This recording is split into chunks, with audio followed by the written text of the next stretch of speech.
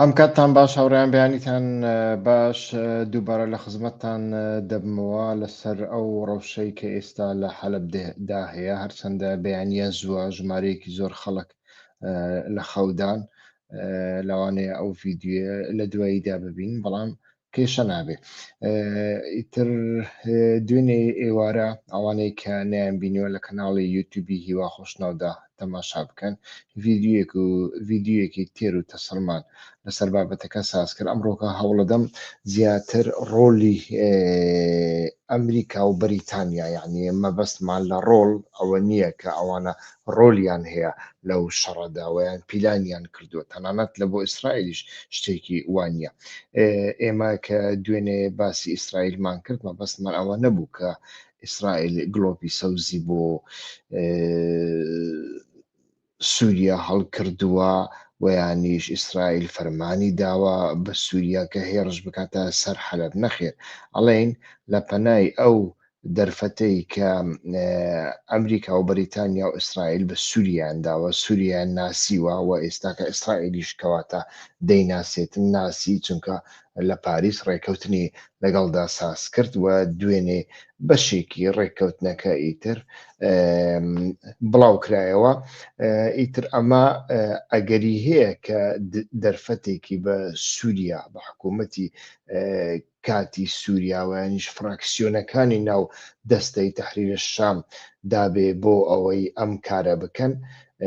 لێرەدا باسی ئەوە دەکەین یعنی مەبەستمان ئەوە نییە کە ئەمریکا و بریتانیا و ئیسرائیل داوایان لە حکوومەتی ئەحمە شەرع و فراکسیۆنەکانی کردبێ هێڕش بکەن لەسەر هەردوو گەڕەکی کوردنشینی حەلەب تکایە بەهەڵا لێی تێمەگەن بە کورتی ئیتر ئەمڕۆکە باس لە ئەوە دەکەین باشە لەو حاڵەتەدا ئەمریکا و بەریتانیا چۆن تەماشای بابەتەکە دەکەن وە سنوورەکانیان هەتا کوێ دەسێ لەسەرەوە پێویستە هەندێک قسە بکەین ئیتر هەروەکو دەزانن بە گشتی ئەگەر چوارچێوەیەک نیشان بدەین لە ڕووی استراتیژیەوە ئەوەیە کە ئێستاکە استراتیژیەکی داماڵینی کورد ویان ینی داماڵینی ناسنامەی کورد لە حەلەب وا دیارە پیلانێکە لە بۆ حکوومەتی دەستەی تەحریر شام و فراکسیۆنەکانی لە ناویدا کە سەر بە تورکیان ئیتر چونکە لێرەدا دوو گەڕێکی گەورەی کورد نشین کە لەو شارەدا هەن ئیتر ئەو دوو گەڕەکە هەروەکو لەو وێنەیەدا دەبینن کە ئەمە دەکەونە شوێنەی زۆر زۆر حساس ئەمە ناوچەی هێزەکانی سووریای دیموکراتیکە و ئیتر لێرەدا لە بینی ئەو ناوچێ و هەردوو گەڕەکەکان 6 کیلۆمەترێک هەیە ئیتر کەواتە لێرەدا تەماشا دەکەین ئەگەر لە ئایندەدا ڕێککەوتنێک ساز ببێ خۆی لە خۆیدا ناوچەی دروزەکان هەیە کە هەتاوەکو ئێستا حکوومەتی شام لە ناوی دانیا و ئەگەر بێت و ناوچەی عەلەویەکانیش لێرەدا لە لازقیە و تەرتوزدا ساز ببێ خۆی لە خۆیدا ناوچەی هەرێک گەورەی کە لە ژێردەستی دەسەڵاتی حکوومەت دانیا ناوچەی نفوسی هێزەکانی سووریای دیموکراتیکە کە هەم ناوچەیەکی بەپیتە هەم ناوچەیەکی گەورەیە لەستا سی ئێستای خاکی سووریا پێک دێنێ ئیتر لەوێدا جگە لەمە یعنی ئەگەر بە عەقلی ئەوان قسە بکەین جگە لە کوردستانێک کەواتە دوو کوردستان دروست دەبن وە ئەمەش دەستی ئەو ناوچەیە فراوان دەکا لەسەر مێزی گفتوگۆدا چونکە لێرەش ئیتر کوردستانێکی ئێوەیانیش ڕاستە بڵێم لێرەشدا هێزێکی چەکداری هەیە ئیتر هێزێکی ئیداری و چەکداری هەیە و ئەتوانێ ئەمانە بکاتە کارتێک لە بەرامبەر حکوومەتی دیمەشقدا جا هەر حکوومەتێک بێ ویانیش لە هەر کاتێک بێ ئیتر ئەمە استراتیژیەکەی ڕنگ بێ دەستەی تەحریرە شام بێ لە بەرامبەر ئەو ناوچەیە ئەو هاوڕێنەی لەسەر فەیسبوک تەماشامان دەکەن تکایە وەرنە سەر یوتوب وەرنە سەر یوتوب باشتر دەبێت هیچ گەڕانتیەک نادەم کە لەسەر فەیسبوک ئەوەکەمان بەردەوام بێ پەخشەکەمان بەردەوام بێ ئەمەیان لایەنێک و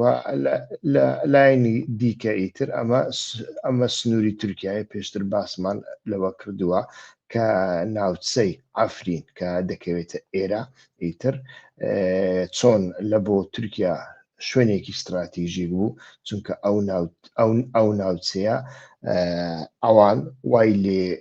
لێک ئەدەنەوە سبەینێ هەڵومەرجێکی کە دروست بێ سووریا دیسە تێکەڵ و پێکەڵ بێ ئەگەری هەیە ئەم ناوچە کوردیا هەتاوەکو سەر دەریاش بڕوە لە بۆ هەندەی ئەوان بە بابەتێکی استراتیژیک تەماشای دەکەن بابەتی دیکە لە بۆ تورکیادا ئێستا لەو ڕۆژانە بینیتان یعنی شەڕێکی زۆر گەورە لە ئەستەمبۆل دروست بوو لە نێوان چێ دروست بوو لە نێوان هێزە ئەمنیەکانی تورکیا و داعش دروست بوو یعنی داعش لە تورکیا بە ئاشکرا لە زۆر شوێندا حجڕە و ئیتر شانەی هەیە و ئەمانە ژمارەیان گەلێک زۆرە بەتەنیا داعشنی ڕێکخراوی دیکەش هەنا چاچانیەکان هەنا ئۆغوریەکان هەنا ئۆزبەکیەکان هەنا ئیتر ئەمانە هەموویان لە سووریادا لە ماوەی ئەو 14-15 ساڵەدا خانوویان هەیە مناڵەکانیان لەوێ دەژین و گەلێک جار ئەکرێ ئەمانە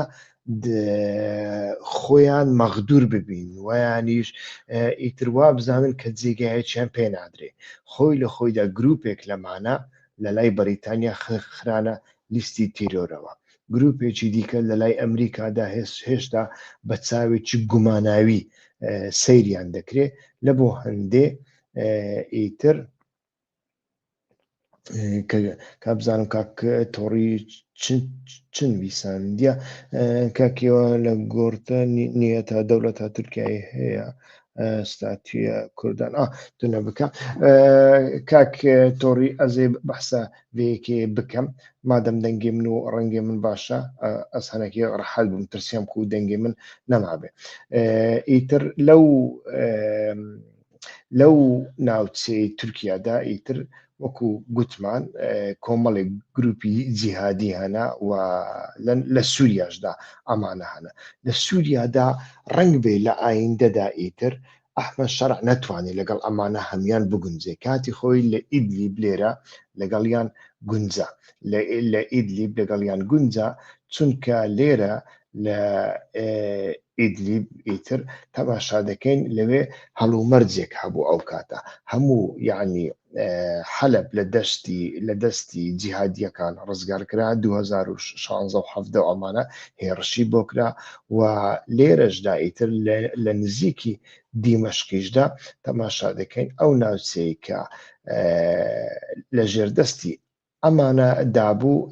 ئیتر لێرە ناوچەی غوتە کە دەکەوێتە سەر سنووری ئیسرائیل ئەمەشیان لە دەستی دەرهێنان هەموو هێزەکانیان ڕاونا بۆ ئیدلیب ئیتر لە ئیدلیب ناچار بوون ئەم هێزانە لەگەڵ یەکتری سازش بکەن و ئەحمەد شەرعی تر ئەمانەی هەموو کردن بە یەک و حکوومەتێکی ئیدلیبی لێ سازاندن ئەوانەی کە لەگەڵی نەگونجان هەر هەمویان پاکتاوکردن جا بە کوشتن بێ بەگرتن بێ وانیش دەرکردن بێ ئێستا کەش ئەحمەد شەرع لەگەڵ ئەمانە کێشەی هەیە یعنی ئێستا کە دەبینین چەند ڕۆژێکە ئەحمەد شەرع دیار نییە لێدوان ئەدا بەڵام لێدوانەکانی نووسراون نایەتە سەر تەلەڤیزیۆن وێنەیەک بڵاو بۆ گوایە لە بازارێکدا لە دیمەشق ئیتر چۆتە دوکانێک شتێکی کڕیوە بە لیرەی چاپکراوی سووریا ئیتر بەڵام ئەمەیان لە سەردەمێکدا کە عەقلی دەستکرد هەیە بەڕاستی زۆر جێگەی باوەڕی نییە. ئەحمەد شەرع بۆ بەخۆی دەرناکەوێ نازانین. یعنی هەموو هەواڵەکان تەنانەت ڕۆژنامە تورکیەکانیش کە زۆر نزیکی دەوڵەت و ئەحمەد شەرعن ئەمانیش تا ڕادێک دان بەوەدا دەنێن کە لە ناو قەسری ئەحمەد شەرعدا شەڕێک ڕوویداوە ئەو بەخۆی بریندار بووە و یەک دوو کەسی نزیکی خۆی هەتا بەرپرسیاری ئاسایشی ئەحمەد شەرع لەوێدا کوژراوە. ئیتر لەو کاتەدا ڕنگ بێ ئیتر بیر لەوە بکرێتەوە کە ناوچەیەک لە بۆ ئەوانە پێویستە، ناوچەیەک لە بۆ ئەوانە پێویستە. ئیتر ئەو بابەتانە هەمویان هەم لە بۆ تورکیا هەم لە بۆ حکوومەتی ئێستای دیمەشق زۆر زۆر زۆر زۆر گرنگن و لە هەمان کاتدا ئەگەر سەیری هەڵوێستی بەریتانیا و ئەمریکا بکەین ئەمریکا و بەریتانیا هیچ کاتێک بەرگریان لە ڕۆژ هەڵاتی فرات نەکردووە لە هێزەکانی سووریادا. کۆمەڵێک بابەتەنە یەک حەساسیەتی تورکیایە، دوو لە هەمان کاتدا لەو سەردەمەدا ئیتر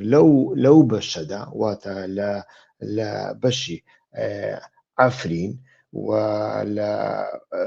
لەو دوو گەڕەکە کوردنشینەی حەلەبدا لەوێدا حیزبوڵڵا هەبوو، ئێران هەبوو و لێرەدا چەندین دێهاتی شیعەکان هەنا. ئەو هەبوونی ئەو دێهاتە شیعەیانن لە ناوچەیەکدا کە جیهادیەکان هەن و مەترسیان هەیە وای کردبوو حیزبوڵڵا و یەپەگە ئیتیفاقێک لە بینیاندا هەبێ، ئیتیفاقێکی ئاسایشی بوو. ئەمە لەگەڵ سووریاش هەمان ئیتیفاق هەبوو، لەگەڵ رووسیاش هەمان ئیتیفاق هەبوو. ئەو دوو گەڕەکە لە ماوەی سەرەتای شەڕەکاندا ڕووسەکان یەکەمین جار چەچیان پێدان و دوای ئەو دوو گەڕەکە زۆر گەورە بوون کاتێک خەڵکی ئافرینی تر کە ئافرین داگیر کرا هەر هەمویان پەنایان لە بۆ ئەو شوێنە برد. لەو سەردەمەدا هەتاوەکو ئێستاش لەگەڵدا بێ کە هەڵ و مەرجەکان گۆڕاون ئەمریکا و بەریتانیا هەموو جارێ ئەڵێن ئێمە هیچ کارمان بە ڕۆژ ئاوای فراتەوە نییە، ئێمە کارمان بە ڕۆژهەڵاتی فراتەوە، ئێوە لە ڕۆژهەڵاتی فرات ئەتوانن داهاتووی خۆتان مسۆگەر بکەن. مەسەڵەن بەرپرسیارێکی یەپەگە بەم نیوت کاتێ لە ئەفرین گیرابووی تر دەیوت جاری یەکەم کە چوومە حەسەکە لەوێ بەرپرسیارانی سوپای ئەمریکا سەنتکۆم لەگەڵ من دانیشتین و ئیتر باسییان کرد لە ئەفرین چی ڕوویدا و چی ڕوونەدا و خاڵە لاوازەکان چی بوون، خاڵە بەهێزەکان چی بوون فلان و بێوان. ئیتر گوتی بە ئاشکرا پێیان وت گوتیان ئەفرین ڕۆی، بەڵام ئیتر لەو بەرەی ئاوی فرات ئەکرێ بۆ ماوەیەکی درێژ هی ئێوە بێ. یعنی هەتاوەکو ئێستا بەریتانیا و ئەمریکا بە هیچ شێوەیەک بە چاوێکی گەشتبینانە تەنانەت بە چاوێکی ئینسانیانە تەماشای ئەو ناوچەیان نەکردووە. ئایا لەمە دووە ئەو ناوچەیە بە تەمامەتی ئیتر لە هێزەکانی سووریای دیموکراتیکدا پاک دەکەنەوە یان دەیانەوێ شتێکی وا بکەن؟ بەڕای من دەیانەوێ. بۆ دەیانەوێ؟ چونکە هەروەکو وتم ئەوان ئەحمەد شەرعێکی بەهێزیان دەوێت. ئەحمەد شەرع لە زۆر لایەندا لاوازە، یعنی وە گرنگترین لایەنەکانیشی کوردیش نییە بەتەنیا، سوێدا و دروزیەکانیش نین بەتەنیا، عەلەویەکانیش نین بەتەنیا، لە ناوە خۆیاندا ئەمانە کێشەی زۆر زۆر گەورەیان هەیە. یعنی هەر وەزیرێک لەمانە، هەر بەرپرسێک لەمانە، هەر سەرکردەیەک لەمانە سەر بە دەوڵەتێکە. مەسەڵەن تەماشا بکە شێبانی کوڕی وەکو تەڵەبەیەکی وەکو خوێندکارێکی هاکان فیدانە، یعنی هاکان فیدان وا مامەڵەی لەگەڵ دەکا. شێبانی دەچیتە هەر وڵاتێک، دەچێتە ئەمریکا، هاکان فیدان بە دوایدا دەچێت بەر لەوەی ئیمزای بکە لەسەر ڕێکەوتنەکانیدا لەگەڵ هاکان فیدان کۆ دەبێتەوە ئینجا ئیمزا دەکا. ئەم جارش کە لە پاریس کۆبوونەوەی نێوان وەفدی ئەمریکا و ئیسرائیل و سووریا کرای ئیتر دووسێ ڕۆژی خایەن لە کۆتاییدا بەر لەوەی شەیبانی ئیمزا بکایتر هاکان فیدان بەبێ هیچ مناسەبەتێک خۆی گەیاندە پاریس و ئیتر بە ئاشکراش لەگەڵی دانیشت و لەوێدا گوتی شەیبانی باسی هەموو وردەکاریەکانی تەنانەت کۆبوونەوەی نێوان هێزەکانی سووریای دیموکراتیک و حکوومەتی دیمەشقی بۆ کردوومە. یعنی بە ئاشکرا ئیتر ئەو قسەی وت ئیتر دوای ئەوە ڕێککەوتنەکەی نێوان ئیسرائیل و سووریا ئەنجامدرا. جا لێرەدا ئەگەر ئەمریکا و بەریتانیا لە سووریادا بیان هەوێ کاروبارەکانیان بەڕێوەبن کە لەوێدا کۆمەڵێک کاروبار هەنا، کاروباری بازرگانی، نەوت، کاروباری دەریایی و کاروباری گواستنەوەی خەتیوزە و لە هەموویدا ئاسایشی ئیسرائیل، ئەمانە هەمویان بابەتی گرنگن. ئەمانە لەگەڵ کەسێک دەکرێن کە کەسێکی بەهێز بێ بەڵام وەکووتمان لە ناوە خۆیاندا ئەمانە گروپی جیاوازە و وەکووتمان ئەسعەد شەیبانی پیاوی تورکیایە و تورکەکان لە زانکۆیەکداییتر دیپلۆمیشیان پێداوە. لە هەمان کاتدا نۆرهاف ئەبوو قەسراوە وەزیری بەرگری هەر لە مێژە یعنی لە سەردەمی نووسڕاشدا پیاوی قەتەر بۆ ئێستاکەش پیاوی قەتەرە، جۆلانی بەخۆی پیاوی سعودیایە هەر لە سەرتاوە، یعنی بزانە سێ کەسە هەرە نزیکەکە هەر یەکە سەر بە دەوڵەتێکە و لە ناو خەسرەکەی ئەحمەد شەرعدا ئیتر دەبین شەڕ ڕوئەدا، سێ چوار کەس دەکوژرێن، چەند کەس بریندارن، ئەحمەد شەرع بزرا. کەواتە لەو حاڵەتەدا ئیتر ئەگەر بێت و ئەو لە سەدا سیەی کوردستانە کە ئێستا هەیە کوردستانێکی دیکەش هەبێ ئەگەر بچووکیش بێ، بەڵام لە ناو مترۆپۆل یعنی حەلەب مترۆپۆلێکی زۆر گەورەیە و دووەمین گەورە شاری سووریایە و گەورە شاری پیشەسازی و ئابووری سووریاشە، نەک لە ئێستاوە لە سەردەمی ئەسەدیشدا من سەردانی حەلەبم کردووە، یعنی گەورەترین پیشەسازی هەموو پیشەسازی سووریا هەموو کارگەکان زۆربەی زۆریان لە حەلەب بوو. ئێستاکەش وایە ئەگەرچی بەشێکی تاڵان کراوە و دزراوە و فرۆستراوە و ئیتر ئاڵوگۆڕی بەسەردا هاتووە، بەڵام حەلەب شارێکی وەها گرنگە لە بۆ سووریادا. ئیتر ئەمە بمانەوێ و نەمانەوێ گرنگی خۆی هەیە لە بۆ بەریتانیەکانیش لە بۆ ئەمریکیەکانیش کە دەیان هەوێ لەو کاتەدا ڕێککەوتنەکان ساز بکەن. ئەو ڕێککەوتنانە پێویستی بە کەسێکە کە تۆزێک بەهێز بێ، یعنی تۆزێک ناوەندی بێ، یعنی بۆچوونی ئەوان هەم لەلایەک بۆچوونێکی ناوەندیە، هەم لەلایەک بۆ ئەوەی ئەو ناوەندە لە ئایندەدا بتوان کۆنتڕۆلی بکەن دەبێت چەند ناوەندێکی دیکەی بچووکتر هەبێ. ئەمەیان زۆر گرنگە. خۆی لە خۆیدا لە گۆڕانکاریەکانی ڕۆژهەڵاتی ناوەڕاستدا کوردەکان لەو شوێنانەی کە کوردی لێ دەژین وەکو مەبەسما عێراق و سووریا و ئێران و تورکیایە، کوردەکان ڕۆڵی ئاکتۆریان پێدەدرێ، بەڵام بە هیچ شێوەیەک ڕۆڵی ئاکتۆری سەرچیان پێنادرێ و ئەمە لە ناکۆچیدایە لەگەڵ تموحی بزوتنەوەی ئۆجەلانی. تەماشاکە بزوتنەوەی ئۆجەلانی لە سەردەمی بەهاری عەرەبیدا مەسەلەن تەماشام کرد، گۆرانیەکیان دەرخستە بوو بە تورکی، گەلیۆر ئاپۆچیلەر گەلیۆر ئۆرتادۆغوی فەتح ئێدیۆر، یعنی دێن هاتن ئاپۆچیەکان هاتن ڕۆژهەڵاتی ناوەڕاست فەتح دەکەن. لە بۆ هەندێ ئیتر ئەوان لە هەر شوێنێکدا پێگەیەکی کوردەکان هەبێ دەیانەوێ ئەوێ کۆنتڕۆڵکەن، یعنی فکرەکە ئیدۆلۆژیەکە ئەو هایە. من لە ڕوانگەیەکی ڕەخ نەگرانەوە تەماشای ناکەم، من باسی بابەتەکە دەکەم و ئەمانە هەر هەمویان دەکرێ ببن بە کێشە. خۆی لە خۆیدا ئەگەر کوردستانێکی سووریا هەبێ، ئەو کوردستانە پارچەیە. تەماشاکە لەو نەخشەی کە دەبینن، مەسەن گەورەترین شاری کوردی کوێیە؟ قامیشلیە. من لە قامیشلی ماوە، من لە قامیشلی حەسەکە نزیکەی 20 ڕۆژێک کاتی خۆی ماوە. بەڕاستی لە سەدا ئەتوانم بڵێم لە 150 کورد نییە، لە 150 کورد نییە، حەسەکە بە تایبەتی قامیشتیش بەڵام کە بە پایتەختی ڕۆژئاوا دەناسرێ. لەو حاڵەتەدا ئیتر تەماشا دەکەین ئێستاکە ڕقەو دێرە زۆریش هەیە، بەڵام ڕقەو دێرە زۆر بابەتێک نین، پاروەکی وها ئاسان نین کە ئەحمەد شەرع لەو کاتەدا بتوانێت بە ئاسانی قوتی بدە. دەبێ سەرەتا لە حەلب کێشەکە چارەسەر بکە کە لەناو دڵی ئەودایە. ئیتر لەبوو هەندێ بەڕاستی ئەوەی کە ئەحمەد شەرع دەیکا بەڕای من ئەمریکا و بەریتانیا تا ڕادێک چاوی لێ دەپۆشن، بەڵام لێرەدا ناکۆچیەکەیە بەریتانیا و حتا ئیسرائیل و ئەمریکاش ئەگەر تا ڕادێک چاویشی لێ پۆشن، یعنی تەماشا بکەن لە بینی چاوپۆشین و گلۆپی سەوزدا فەرق هەیە. ناڵێم گلۆپی سەوزی بۆ پێ دەکەن، ناڵێم پێی دەڵێن بڕۆ لەوێ ئەو کیانە ویانیش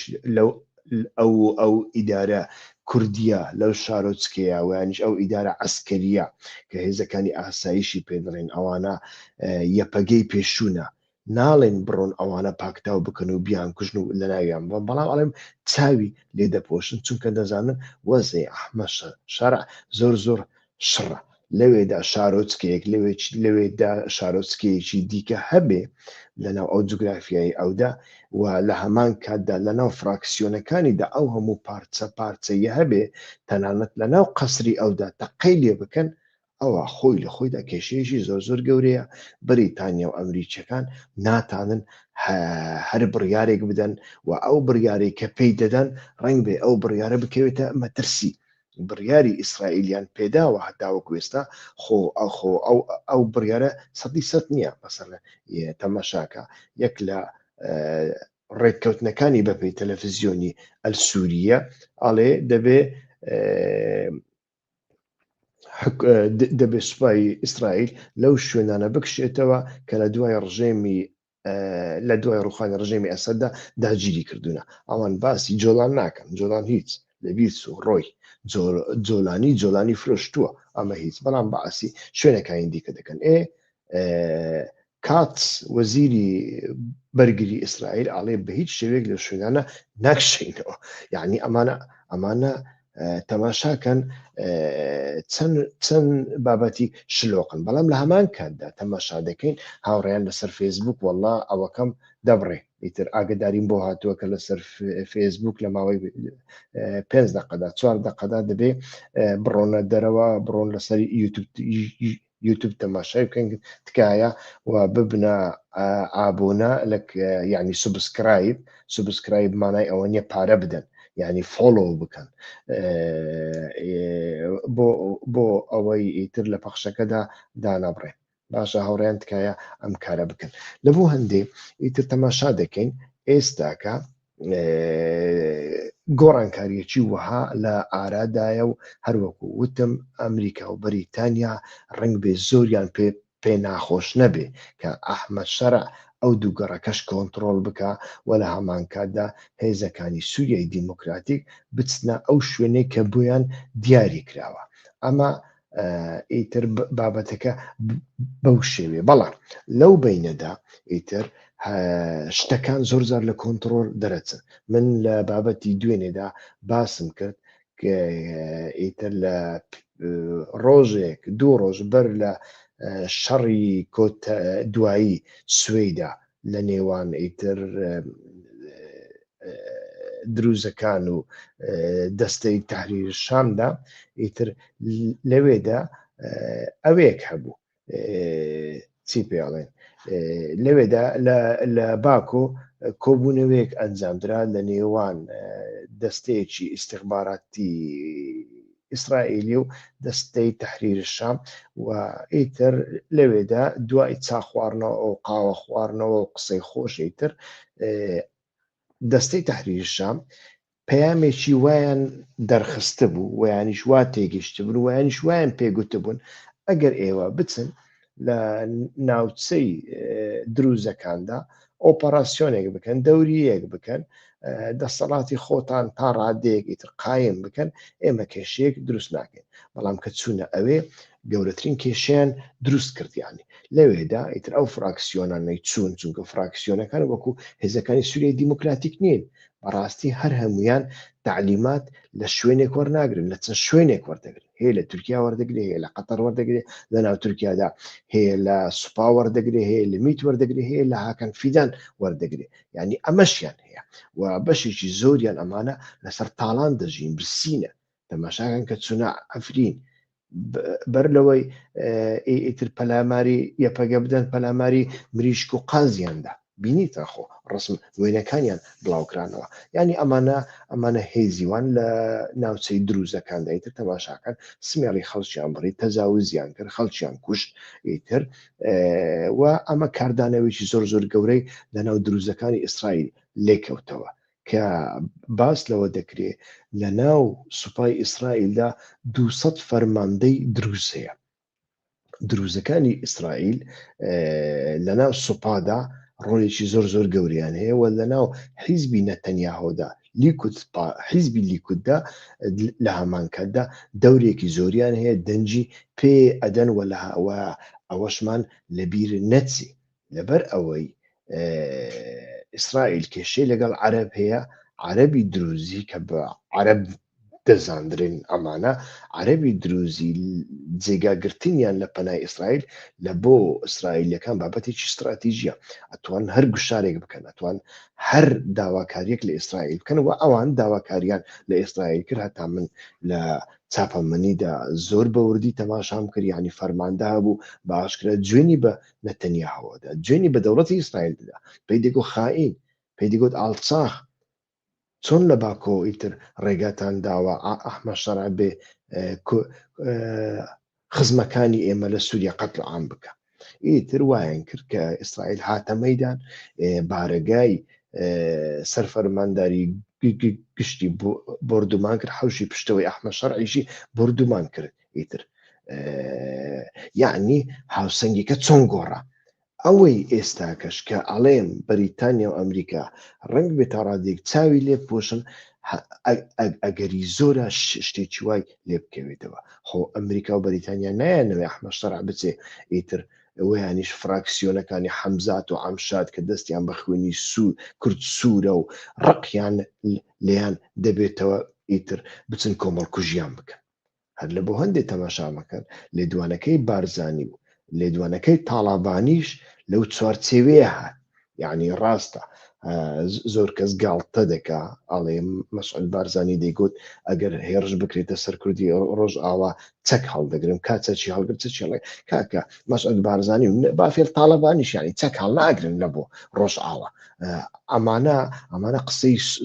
سومبۆلیکن بەڵام لە هەمان کاتدا واتایەکیشی هەیە و ئەوە وەزعی ئەمریکا و بەریتانیا دەخاتە ئەوە دەخاتە حاڵەتێکی بیرکردنەوە کە دەبێ بیر بکەنەوە ئەتۆ بچێ ئەتنیکێک لەناو ببەی هاوڕێ براکانی خوشکەکانی ئەو ئەتنیکە لە بەشێکی دیکەی کوردستان کە چەچیان لەدەستدایە کێشە دروستەکەن بێگومان ینی لەو ڕوانگەیەوە لێدوانەکەی بارزانی و تاڵەبانی شتێکی گرنگە لە ڕوانگە عەمەلیەکەی نا لە ڕوانگە پۆپولیستیکەشی بەڕای من نا یعنی هیچ کات من باوەڕم بەوە نەبوو هیچ کات چەپڵم لێ نەداوە و ئیتر کاتێک مەسعود بارزانی و توێتی دەچم شەڕ دەکەم تەنانەت لە شەڕی کوبانەیدا خۆ پارتیوێچێتی بەخۆیان نەچوو ئەمە داخوازیەکی ئۆباما بوو نەیان دەویست کە بینیان ئیتر دوای کۆمەڵکوژی شەنگال کۆمەڵکوژیەکی دیکە لە کوبانەیە ڕوو بدا لە هەمان کاتدا ئۆباما زیرەک بوو هەڵەیەکی زۆر زۆر گەورەی کرده بوو لە سەردەمی بەهاری عەرەبیدا ئیتر دەیویست هەموو ڕۆژهەڵاتی ناوەڕاست تەسلیمی تورکیا و ئیخوان موسلیمین بکە ئیتر کەزانی هەڵەیە کەزانی ئەمە کێشەی زۆر زۆر گەورەی بۆ دروستەکە زوو ویستی ئەوەکەی خۆی چارەسەرکە هەر لە دوای کۆمەڵکوژی شەنگال فەرمانیدا فڕۆکەکان داعش بۆ باباران بکەن و لە هەمان کاتدا ئیتر بەر لەوەی کوبانێش بکەوی گوشاری بۆ سەر ئەردۆغان و هاکان فیدان هێنا وتی بە زووترین کات ڕێگا بکەنەوە بۆ ئەوەی پێشمەرگە بچێتە هاواری کوبانی وە لە هەمان کاتدا ئیتر داوای لە پەرلەمان کرد کە کۆبوونەوەیەک ساز بکە ئیتر چونکە نردنی هێزی چەکدار لە هەر وڵاتێک بۆ وڵاتێکی دیکە پێویستی بە ڕەزامەندی پەرلەمان هەیە ئیتر یوسف محەممەد بووە بزانم کۆبوونەوەکەی کرد و هاکرا یعنی ئەگەر نا لە دەرەوەی ئەمە مەسعود بارزانانی چۆن چەک هەڵدەگرێت با فڵتاڵەوانی چۆن چەک هەڵدەگرێت دەچێتە ڕۆژئاوا شتی وا بە تەنیا ئیتر حساسەتی کوردە ناسیۆنالیستەکان کوردە عاتفیەکان دەوروژێنێ لە بۆ پۆپولیزم باشە بەڵام وەکووتم ئەو لە دوانەگەر سمبۆلێکیش بێ زۆر گرنگە و لە ئەمریکا و بەریتانیا دەکا دووجار بیر بکەنەوە کە ئەم کارێکی زۆر ئاسانیە لێرەدا ئێستاکە پرسیارەکە دەکەوێتە سەر هێزەکانی سووریای دیموکراتیک بە ڕێوەبەرایەتی خۆسەری چ بڕیارێک دەدا تەسلیم دەبن چەکەکانیان دانێن ئەوە یانیش هێزەکانیان لەوێ دەکشێنەوە وەکو ئافرین ویانیش ناوچەکە چۆڵ دەکەن ئیتر ئەمانە هەمویان جێگای پرسیارن ویانیش ئێرادەیەک نیشان دەدەن لۆبی دەکەن و خەڵکەکەیان لە ئەوروپا و لە سووریا لە ڕۆژئاوا دەخەنە حاڵەتی ئامادە باشی و خۆپیشاندان و سەفەربەری وەکو ئەوەی لەسەر سەدی تسرین کردیان هەرچەندە ئەو دووگەڕەکە وەکووتم لە چاوی ئەمریکا و بەریتانیا و ئیسرائیلدا ئەو دووگەڕەکە سەدی تسرین نییە چونکە سەدی تسرین ینی کۆبانێ ئەو بەری ئاوی فرات بەڵام لەسەر ئەوە دەمێنێتەوە هێزەکانی سووریای دیموکراتیک چ ئیرادەیەک نیشان دەدا ڕیسک دەداتە بەرچاوی خۆی تا ڕادێک بە ئەمریکای دەڵێ بەسە ئەفرینتان لێ سندینەوە من بەستان لێ سندینەوە ئیتر شەهباتان لێ سندینەوە ئێستا کە ئەو دووگەڕەکەشمان لێ بسێنەوە نابێ و قبول ناکەین یعنی ئەمە دەکەن یان ئەمە ناکەن نازانین چونکە ئەمەکردنیش هەروە ئاسان نییە و نەکردنی ئەمەش بە هەمان شێوە ریسکی گەلێک زۆرە لە بۆ هەندێک دەبێ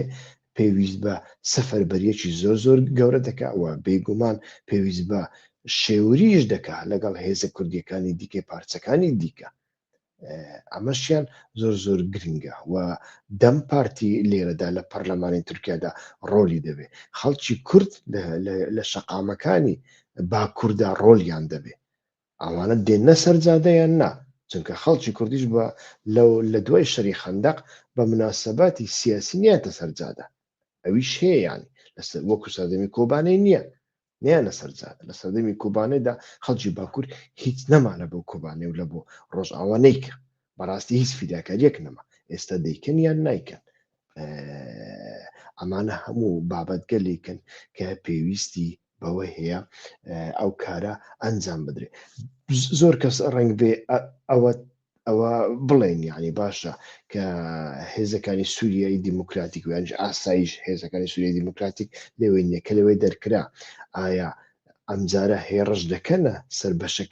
بەشەکەی دیکەی ڕۆژئاوا یعنی ڕۆژهەڵاتی ئاوی فرات ئەمەشیان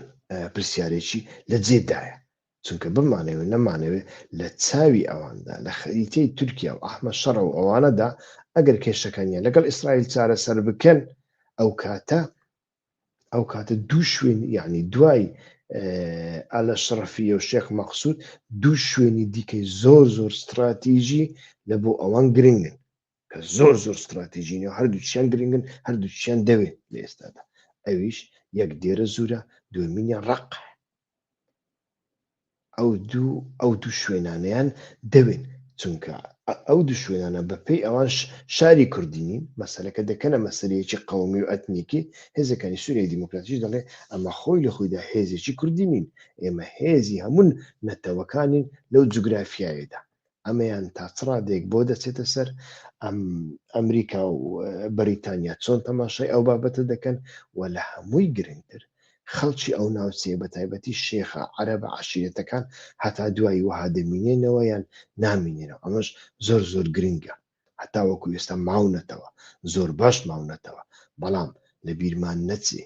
لە سەردەمی هەری سەختدا ئەو شێخانە لەلایەن سعودیا پشتگیریان لێ دەکرا. ئایا سعودیا لێرە ڕۆڵێکی چۆنی دەبێت کە هەم لەسەر ئەو شێخانەدا کاریگەری زۆرە و هەم سعودیا لەسەر ئەحمەد شەرع زۆر کاریگەری هەیە، لەسەر ئەمریکاش قسەی هەیە. لە بیرتان نەچێ چێ دەستی ئەحمەد شەرعی و دەستی دۆناڵد ترامپی خستە ناوی یەکتری محەممەد بن سەلمان بوو و لە سعودی ئەم کارەی کرد. ئەمە بەڵگەی ئەوەیە لەو حاڵەتەدا ئایا هێزەکانی سووریای دیموکراتیک پەیوەندی و لۆبیان لەگەڵ سعودیا چۆنە؟ بەڕاستی بۆ من ئەمەیان دیار نییە. لەگەڵ ئیمارات هەیەە، بەڵام ئیمارات وەکو سعودیا ئەو توانایی نییە. بەڕای من ئیمارات خەریکی شەڕکردنە لەگەڵ ئیخوان موسلیمین. ئیمارات پەیوەندی لەگەڵ ئیسرائیل زۆر خۆشە، بەڵام ئیمارات کاریگەریەکی وهای لەسەر ئیسلامە سیاسیەکانی سووریا نییە. و ئەمە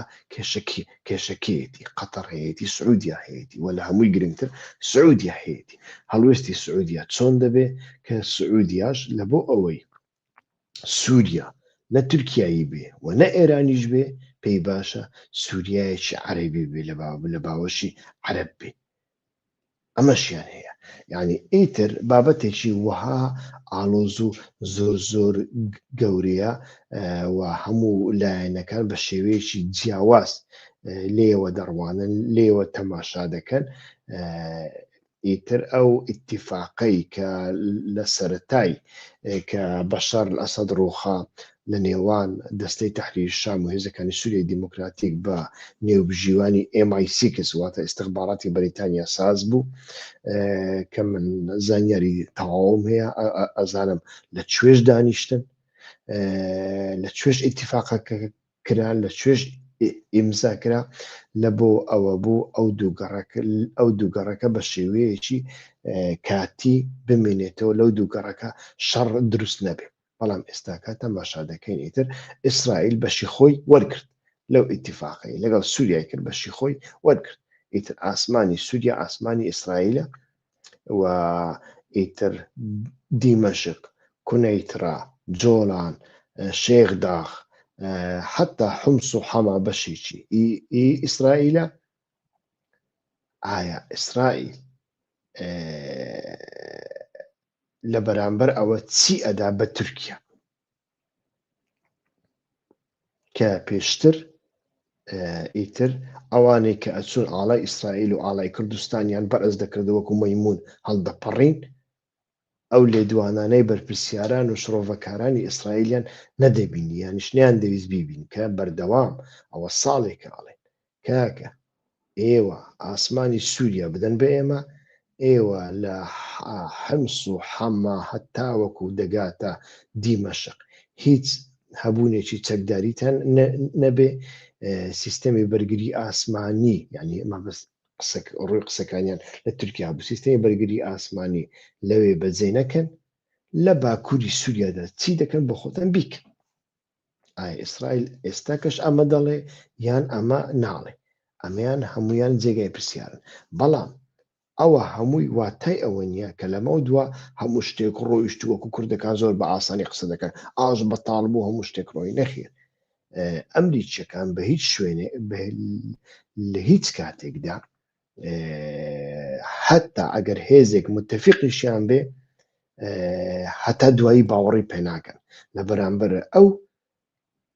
ناوەندێکی تکە دروست دەکەن. من گوتم کوردەکان لە هیچ شوێنێک نابن ئاکتۆری سەرەکی، ئاکتۆری ناوەندی. یعنی ئێستا لە ئێرانیشدا گەر شۆڕشێک بگرێ، ڕاپەڕینێکی زۆر گەورە بکرێ، حکوومەتی ئێران بڕوخێندرێ، ئەمریکا و بەریتانیا بیان ویانی ئیسرائیل بیان هەوێ ئێران بڕوخێنن، دیسان کوردەکان ناکەن ئاکتۆرێکی سەرەکی. بەڵام ئاکتۆرێکی سەرەکی دیکە دروست دەکەن لە مەرکەز کە کورد نەبێ، بەڵام لە بەرامبەر ئەوە ئاکتۆری کوردی بەکاردێنن. ئێستا کەش لە بۆ ئەحمەد شەرع بۆ ئەوەی سبەی نەچێ لەگەڵ پوتین لەگەڵ رووسیا کە ئێستاکە پەیوەندیان لەگەڵ رووسیا زۆر باشە، زوو دەچن، سبەینێ نەچێ لەگەڵ رووسیا لەگەڵ چاینە ئیتیفاقێک بکە، لە بەرامبەر ئەوەدا هێزی کە هێزێکی دیکە جا کوردی بێ عەلەوی بێ سونی بێ لە بەرامبەریدا دەبێ هەبێ بۆەوەی بەکاری بێن هەموو بابەتەکە لەو چوارچێوەیەدا ئەگەر ببیندرێ باشتر دەبێ هاوڕێیان لە بۆ هەندێکی تر بە کورتی و بە کرمانچی ئیتر ئەمە بابەتێکی گۆڕانکاریە لە جیۆپۆلەتیکی سووریادا ئیتر استراتیژەتی چی پێدەن داماڵینی ناسنامەی کوردی لە حەلەب ئیتر لێرەدا دەست پێ دەکا و ئەگەر لێرەدا حکوومەتی سووریا سەرکەوتوو بێ ئەوە بە دڵنیاییەوە لە ئایندەدا لە دێرە زۆر و لە ڕەقا ئیتر هەندێک شت دەکەن و هەندێک شت تاقی دەکەنەوە لێرەدا ئیتر وەکو وتمان ڕۆلی تورکیا ڕۆلێکی زۆر زۆر سەرەکیە بەڵام ئەمە کاریگەری خۆی لەسەر ئەو پرۆسەیە دەبێت کە ئەوان پێی دەڵێن پرۆسەی بێتیرۆرکردنی تورکیا یعنی پرۆسەی چارەسەرکردنی پەکەکە ئیتر هەتا وەکو ئێستاش تورکیا نایەبێ ئەو کارش لەدەست بدە تورکیا هەتا وەکو ئێستاش ئەترسێ کە ئەو کارە لەدەست بدەن ئیتر کوردەکان بچن لەگەڵ ئیسرائیل ئیتیفاق بکەن خۆی لە خۆیدا ئیتیفاقکردن بەڕێی من نابێت لەگەڵ ئیسرائیل بەڵام ببنە هێزێکی پرۆکسی ئیسرائیلی حتا ببنە هێزێکی پرۆکسی ئێرانی یعنی کورد لە سووریا ڕوبەڕووی ئەم هەموو کارەساتە ببێتەوە لەناو ببدرێ بکوژرێ بخرێتە ژێر ڕەحمەتی حەمزات و حەمشاد واللهی منیش سەرکردەیەکی کورد بووم لە سووریادا ئەچم لەگەڵ ئێران ئیتیفاق دەکەم یعنی تۆ لە بۆ مانەوەی خۆت هەموو شتێک دەکەی ئەچم لەگەڵ ئیسرائیلش ئیتیفاق دەکەم تورکیا بیر لەوە دەکاتەوە بەڵام ئەو هاوسەنگێت چۆن لەگەڵ یەکتری ڕادەگرێ ئەمەیان خۆی لە خۆیدا بابەتێکی زۆر زۆر گرنگە یعنی ئێستاکە دەبینین تورکەکانیش لەوەدا ئەترسن یعنی هەم مەسەلەی ئەوە هەیە ڤێنزوێلا هەیە کە لەم ڕۆژانەدا ڕوویدا ینی لە مێژوودا شتیوە کەم ڕوویدایە دەوڵەتێکی سەروەر ئەتۆ بچی بە چەند هەلیکۆپتەرێک بچی سەرۆکەکەی و ژنەکەی لە ژووری خەو بڕفێنی بیبێ و بیخێت دادگای بکەیت لە وڵاتی خۆتدا شتیوە نەبووە تورکیا بیر لەوەش دەکاتەوە چونکە ڤێنزوێلا و تورکیای ئەردۆغانی زۆر لە یەکتر نزیک لە بازرگانیدا لە ئیتیفاقی استراتیژیدا بە تایبەتی بازرگانی مادە سڕکەرەکاندا یانی ئەمانە بابەتگەلێکن بێگومان خاڵی لاوازی ئەردۆغان دەوڵەتیش ئەمە دەزانێ دەوڵەت باخچەلی دوێنێ لێدوانێکیدا بە ئاشکرا ئەمەی بە ئەردۆغان دەیگوت یعنی دەیگو بە قسەی ئێمە نەکەی لەگەڵ ئێمەدا نەبی لەگەڵ ئێمە نەگونجەی تێگەی ئیتر ئەوەی لە ڤێنزوێلا ترامپ کردی بەسەر تۆشیدا دێنن یعنی ئەم ترسەشیان هەیە جا ئەمانە هەر هەمویان چۆن لەگەڵ یەکتری دەگونجێنن ئەمە بابەتێکی زۆر زۆر گرنگە بەگشتی ئێستاکە ئەو ڕەوشەی کە پێشتر لە منبج و تا ڕەفعەت و شەهبا و ئەفرین دووبارە بووە هەمان مەترسی لەسەر هەردوو گەڕەکەکەش هەیە بەڵام ئیتر وەکو وتمان ئەمە هەتا وەکو ئێستا دیار نییە بەرەو کوێ دەچێت و دیار نییە ئەو لایەنانەی کە باسم کردن هێزە ئیقلیمی و هێزە نێودەوڵەتیەکان بە تایبەتی بەریتانیا و ئیسرائیل و ئەمریکا کە بەڕای من تا ڕادەیەک چاوی لێ دەپۆشن بەڵام هەتا کوێ چاوی لێ دەپۆشن ئەمەیان جارێ ناتوانین ببینین ئەمە بابەتەکەیە کە لە چەند ڕۆژی ئایندەدا ڕەنگ بێ بە ئاشکرا بیبینین بەڵام لە هەمووشی گرنگتر ئیتر هێزەکانی سووریای دیموکراتیک چ ئێرادەیەک نیشان دەدەن چ سیاسەتێک نیشان دەدەن لە سەردەمی ئەفریندا سیاسەتێکی دوو قوتبی هەبوو سیاسەتی هێزەکانی سووریای دیموکراتیک لە ژێر کاریگەری ئەمریکادا بوو ئەو ناوچەی ئێوە نییە بۆ ئەوەی قامیشلە و حەسەکە و دێرک و دێرە زور و ڕقا لەدەست نەدەن باشتر وایە واز لە ئەفرین بێنن ئەفرین بکەنە قوربانی سیاسەتێک وابوو سیاسەتێکی دیکەش لەناو بزوتنەوە گشتەکەی ئۆجەلانیدا هەبوو کە گوشاری دەکرد دەیانگوت ئێمە چۆن کوبانێمان ڕزگار کرد ئەفرینیش وا دەکەین هێستان لە بۆ دەنێرین لە ئەوروپادا خۆپیشاندان دەکەین بەڵام ئەمانە تەماشامان کرد نەبوون یانی نەبوون سەری نەگرت و ئیتر هەموو کەس چاوی لە تورکیا پۆشی ئیتر تورکیا توانی ئافرین داگیر بکە ئێستاکە ڕنگ بێ هەڵومەرجەکە گۆڕابێ ئەو هەڵو مەرجە نییە بەڵام وەکووتم ئەوەش نامینێتەوە کە هەتا وەکو ئێستا کراوە ئەمەیان چی بەسەردێ نازانین هاوڕێیان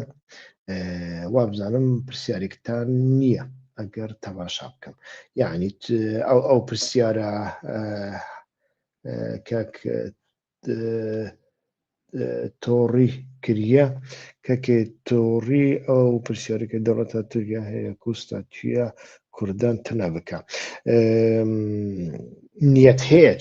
چۆ نیەتە تورکیای نینە لێ تورکیا دکارێ vەیەکێ بکە نەخێت نەکارێ vێ بکە یعنی تورکیا چما دەستی خۆ درێژی ئەو جەلان کریە ji بۆی کو شەرت و مەرجێکی جوداتر لە هۆلێدایە نەتەنێ ئیتر ستاتیۆیە کوردان تونە بکەن ئەو ستاتیۆ دمینێن لێ ئەو ستاتیۆ دچن جێ خۆ جێک و پێویستە چۆوە لە عراقیدا سلێمانی و هەولێر و دۆک بوو کەرکک نەبوو لە کەرککێ دەرخستن نەهاژی لە گۆڕیوان ستاتیۆ ئەف بەری ئاوا فڕاتەیە لە گۆڕ من لە وردمینێ لێ لە من بیجووە ڕقای داژی دەوێ لە هەف سازانێک بێکرد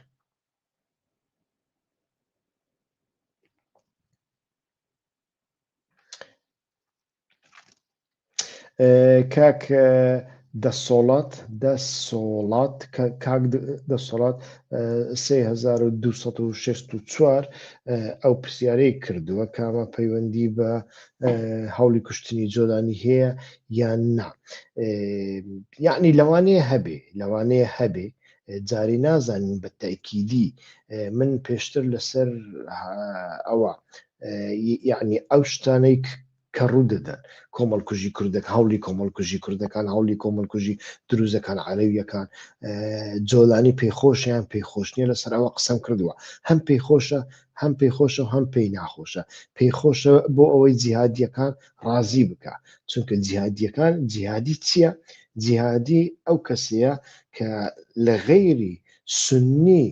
ڕادیکال هیچ کەسێکی دیکە نابێ بژی دەبێ بیکەی بە کۆیلە دەبێت لە ناوی بێ دەبێت سوکایەتی پێ بکەی دەنگی سەی پێ دەرخەی دەبێ وەکو حەیوان مامەڵی لەگەڵ بکەی دەبێت ژنەکانیان تەجاوز بکەی وانە لە بۆ هەندێ جۆلانی ئەو هەموو جیهادی لای دەبێت شتێکی وایان پێ بدە پێی خۆشە لەلایەکی دیکە جۆلانی پێی ناخۆشە چونکە دەزانێ ئەوەی لە ناوچی دروزەکان کردی ئەگەر کۆمەڵێک شتیوای بەسەر بێتەوە ئیتر ترامپیش دەکەوێتە ژێر گوشاری کۆنگرێسەوە ناتوانانی بەرگری لێ بکە لەو ماوەیەدا کە جۆلانی بریندار بووە ویانیش هەوڵی کوشتنی لێدراوە ئایا تورکیا دەتوانێت ئەم دەرفەتە باشتر بەکاربێنی بەڵێ دەتوانی بەکاربێنی بەڵام ئەوە بە هیچ شێوەیەک واتای ئەوە نییە کە جۆلانی بە هیچ شێوەیە ئاگای لێ نییە کاک ئارام سلااو سەر هەردوو چاو کاک ئارام فاتحی بەخێر بێ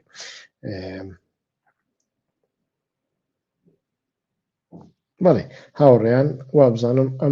ئەمە کۆی پرسیارەکان بوون پرسیارێکی دیکەم هەتاوەکو ئێستا نەدیوە منیش ماندوومە ئیتر دەبێ و واز بێنم ئەوڕۆ ئێوارە لەگەڵتان دەبمەوە ئەگەر پرسیارتان هەبوو تکایە لە بەشی چاتی یوتیوب لە فێسبوک هیچ مەنووسن لە بەشی چاتی یوتیوبدا پرسیارەکانتان بنووسن ئەمڕۆ ئێوارە دەیکەمە پرسیار و هەوڵ دەدەین وەڵامی وەربگرینەوە زۆر سوپاس تاوەکو ئێستا لەگەڵماندا بوون کاتێکی خۆشتان بۆ ئەخوازم هەر سەرکەوتوو بن هەر بژین بەردەوام بن لە پشگیریکردنی کەناڵەکەمان تکایە ئەگەر بە دڵتانە لە بۆ دۆست و هاوڕێیان بنێرن هەواڵێن هێژا گەلک سوپاس حتاکو نەها هوون بەمەڕابوون دەمێ پێش دێ ئەم دیسە بە هەڵڕابن ئەمێ هەوڵ بدەن لە دەروێ عاتیفە و لە دەروێ هەست و سۆزاندا بە ئاوایەکی عەقلانی مەسەلێ شڕۆڤە بکەن ji bo ku meseleyê jeopolitîk meseleyekî hestî nîne îtir meseleyê jeopolitîk rast e yanî di rewşekê de ku mîletek li bajêrekî de yanî Şêx Meqsûd û Eleşrefiye û mîna bajêran yanî hejmarekî zêde heye hinek behsa 300,000 kesî dikin yani 300,000 kes hejmarekî gelek zêde ye ew însan bê qetil kirin mecbûr hestê mirovan disojî lê dîsan jî li siyaset û realpolitîkê de meselê stratejîk de gerek mirov bi hestî mamala neke hers û keftan neke bi avayekî zanistî li mijarê binêre baştir dibe heta bernameya îro êvarê dem baş silav û res li kerema xwe heger ku hûn vîdyoyê me baş dibînin hewl bidin bibin abone û ji dost û hevalê xwe re bişînin ji wan re bibêjin ku bibin abone dem baş di vê navberê de abone û subscribe bi pare nîne bi pare nîne ku hinek kes wisa jê fam kirine tiştekî bê pere ye mîna ku tu peycekî Facebook bişopînî eynî tişt e dem baş silav û rêz hemû katek tem baş.